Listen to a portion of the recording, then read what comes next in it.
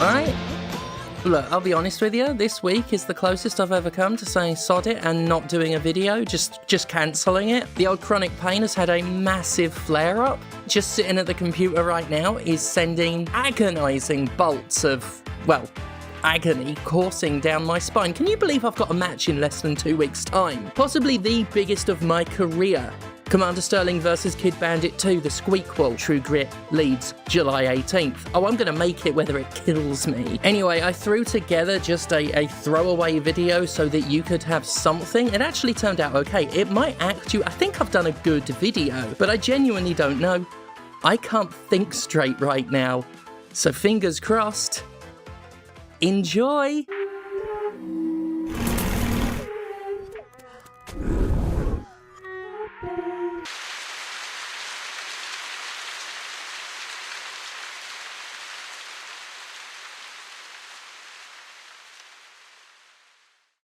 The year is 2009. The 7th generation of video games is embracing the quote-unquote maturity that its increasing mainstream penetration was allowing it to get away with. Tits and blood are the order of the day. Gears of War and Call of Duty has determined the course for the next decade of game design. I myself am a very different person, an angrier, more offensive person, not yet honing that aggression toward the very industry that I'm starting my career writing about. Oh, and Tale of Tales has released a game called The Path, and I absolutely loathe it. In my eyes at the time, it was the epitome of pretentiousness, a game that stated one very clear objective, but deliberately flagged the completion of that objective as a fail state, a game that wielded its own obtuse direction as a cudgel with which to beat the player, the gold standard of the art game that had not yet become one of the most weirdly divisive topics of its era, but was nonetheless drawing more than its fair share of embittered scrutiny from the masses. Masses which were, at the time, far less massive than the masses are now. It may be hard to believe these days, but there was a time when online communities were small enough in general that being seen by a couple 100,000 people could make you one of the hottest topics going. Before YouTube really took off, a game like The Path doing the rounds on a few game blogs made it a not tiny part of game industry discussions. Not mainstream by any means, but I remember this getting a lot of attention at the time. Now, I'd forgotten about The Path and Tale of Tales for a long time, until that aforementioned force of cultural devastation, YouTube, started recommending me videos by a creator named Diz. Interesting videos about internet rabbit holes, makeup to absolutely die for. And their video on The Path inspired me to take a look at it for the first time in nearly 2 decades. Iz's notes, is it... YouTube doesn't come with a pronunciation guide. They note there's very little YouTube coverage of The Path, something they question, but which I hope my experience can answer. As I say, the community was so much smaller back then, if a game made a ripple, it was a wave across the paddling pool of the video game industry. These days, game coverage is a vast ocean where it's easy not to hear about creators or games with followers numbering in the millions, such is the nature of a saturation of content. Tale of Tales was on the tip of the spear at one point. These days, it would be one of many games crowding around the tips of one of many spears. As important as The Path was at the time of its release, it never scaled up alongside the growth of online video game media. I wouldn't know what that's like. Some may say it's a shame, others may not. I still think it's interesting to talk about nonetheless. These days, a game subverting its own stated objectives doesn't piss me off like it used to. Not only have I played dozens of games with their own subversive ideas since then, I've amassed a laundry list of far more important things to be irked by. As I've gotten older, my tastes have expanded, I've gained more appreciation for slow burns, indirect storytelling, for things that mess with the audience. I'm no longer quite part of the gamers that Tale of Tales' 2-person team would eventually wish pain and suffering upon when their later game, Sunset, came out and sort of ruined the company. Oh yeah, they were spicy folks. I will say this though, I am not a patient person. I've never liked having my time wasted or feeling inconvenienced by things that needn't be obstructive. Part of it's just who I am. Another part, which I've only come to terms with in recent years, is my neurodivergent brain being hardwired to not enjoy a dragged out event. We'll get to that though. What I wanted to do with all this in mind is play The Path and see if, after all this time, my opinion on it has changed. And, well, sort of. The Path is a psychological horror that some may classify under the walking simulator umbrella. Indeed, you do very little but walk or run at a pace not much faster than walking, with only a handful of interactions besides. There are 6 Red Riding Hood stand-ins, each with a distinct look and red-themed name, but all with one stated goal: bring a basket of bread and wine to Grandma.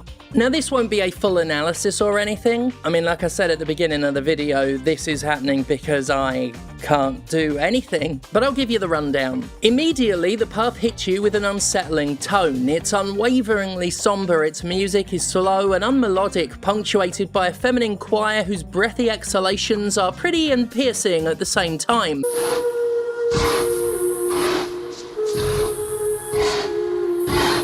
The titular path and surrounding forest are no less alienating. Sparse, foreboding, almost totally abandoned, devoid of all but a handful of interactions. As I said earlier, the fail state is do as you're told. If you take the long walk to Grandma's house, you'll learn you picked up no items and encountered no wolf. And you failed.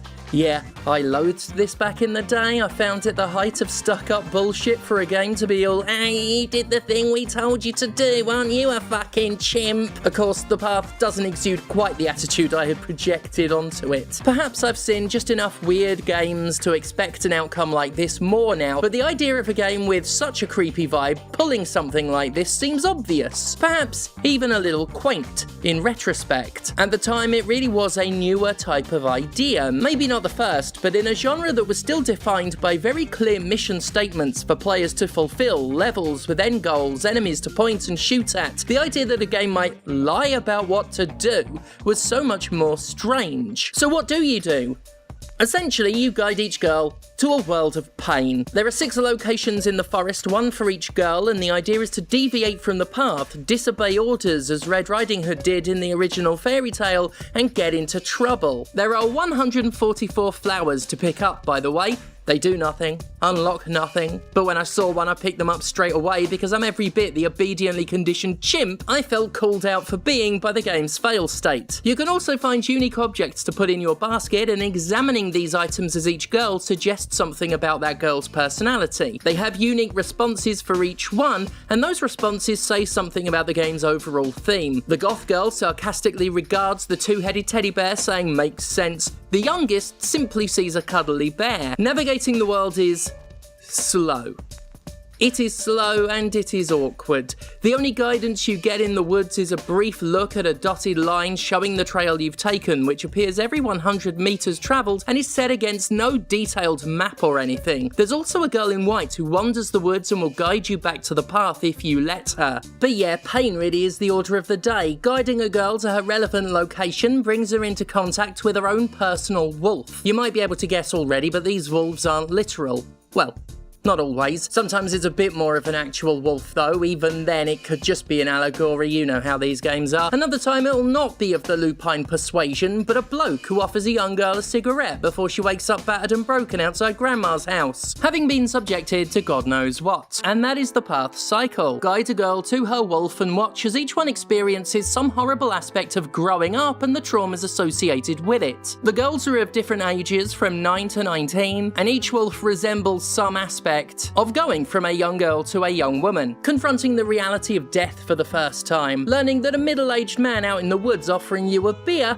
might not have the most honourable intentions. It's a game that does a really good job of portraying different types of trauma, different aspects of growing up and how it can be horrible in the eyes of a young person. Even if it's not that bad in the eyes of a bitter, cynical adult, I mean, some of the stuff you see is pretty fucking bad. The girls do wake up after whatever it is they've gone through and begin a slow, excruciating walk to Grandma's house where they've been dropped nearby, only the rainfall providing a backdrop of sound. Then there's a bit of freaky first-personing in the house, throwing a lot of imagery at you that pertains to what that girl's problem is, and then it's time to send off someone else to suffer. I hated the Path for such a long time. It was the antithesis of what I felt games should be. Playing it now in 2025, I can say I appreciate what it's doing so much more than the person nearly half my age did. By far far, its biggest accomplishment is the sense of dread it builds. Even before things start, it's got a disquieting atmosphere that promises something bad is happening. My first wolf encounter, the aforementioned fellow with the cigarette, yes, of course I started the game playing as Ruby, everyone does, is just the setup for a bad bloody time. A nervous, isolated girl offered a cigarette by a smirking, self-assured, sleazy man who, in his first on-screen act, is seen dragging what looks like a wrapped-up body into the woody expanse. It's effective at the things it sets out to do when it does those things, and I can say I respect that. I appreciate that. I can also say that it didn't take even up to my second riding hood for me to want to stop playing it. Ye gods! It is slow. Yes, it's by design, but it's slow. Even just running through the woods is clunky and sluggish, to say nothing of the crawling walking speed. When you wake up outside Grandma's house that first time, the walk through the rain is very effective, but doing it 6 times? Nah, it loses its effect and all you're left with is the crawl. You can pause it and press skip, but while that shortens it, it still retains enough for me to be sat there just going, hurry up! That neuro wackiness I mentioned earlier, the classic driving force and stymieing aspect of many a creative, good old ADHD. For a brain that craves stimulation such as mine, the path goes beyond merely boring and becomes pure torture. The only way I could play it at all was on my Steam Deck so that I could have something on the big screen for background noise, though it's not optimized for the machine and it runs with weird graphics issues. That second slow walk to Grandma's house, I genuinely could not face it. Lately I've been enjoying discussions around allegedly boring games and whether or not they're acceptable. The discussion is often framed around whether or not games are meant to be fun. The discussion most often comes up in relation to Pathologic, a game I love hearing about, but absolutely fucking hate playing. So much of that game is spent walking at a slow pace from A to B, and it is very deliberate. It's an important part of the game's love of harsh time constraints, using the slow pace to agonize players who are in a rush, and it's part of the developer's own belief that fun isn't the be-all and end-all of what games can be. But what does one do if the boring aspect is quite genuinely mentally painful for the user? Not in the intended sense, but as a consequence of depriving a mind hardwired to scream in anguish and a sheer lack of anything to see and do. Does that become an accessibility matter? I don't know. I'm just talking through a desperate haze of physical agony right now, but I dare say time skips and speed-ups are certainly considered enough of a need that ableist freemium games exploit it often enough. My personal pick for a game that successfully does away with fun? This War of Mine, a game with plenty to think about and lots to do, but all of it's fucking miserable. You're trying to get a group of people to survive the utter horror of a nation at war, trying to scrape together shelter and supplies while making wretched choices along the way. It's stressful and hopeless, and not a moment of it is what I could call fun.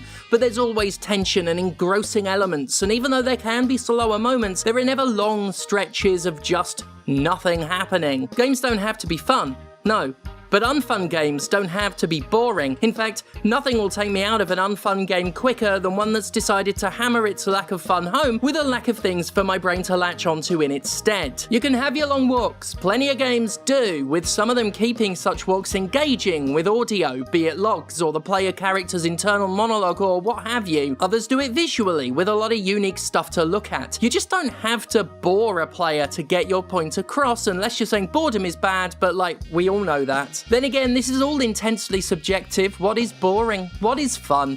Fun is such a nebulous concept, and saying games don't have to be fun might not really be saying anything at all. I don't know, this video exists literally because I can't think straight. Don't expect a meaningful conclusion from this bitch. Videos don't have to have a point, though, and saying that excuses me from the need to be or say or mean anything. And maybe that's the point. Pickle surprise!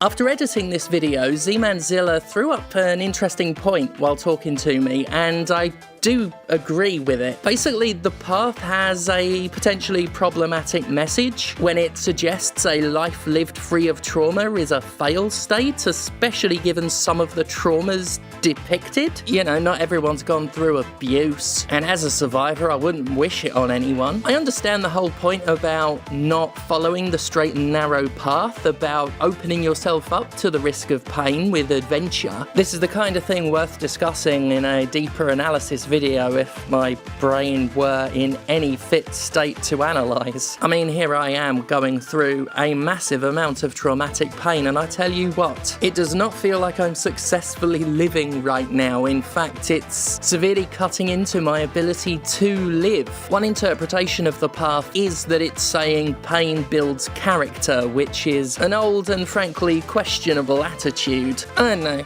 Like I say, I'm not in a fit state to say too much right now, because I'm having my character built at this very moment, so thank God for me, don't worry, I'm going to be alright. I'm aggressively physioing this, I reckon I'll be okay. Thank you for all the lovely feedback that I've been seeing on Date Everything and Quantum Witch. In fact, the character I wrote for Date Everything has been blowing up on TikTok a bit, and that's been wonderful. I think next week is going to be the last video I ever do on my 10-year streak, and then I'm taking a break because of the writing career just completely taken off and moving place, and my back has absolutely thrown a spanner in the works. But I will be back. Thank you for all the support, just thank you for everything, and hopefully I'll see you in Leeds on the 18th. Bye!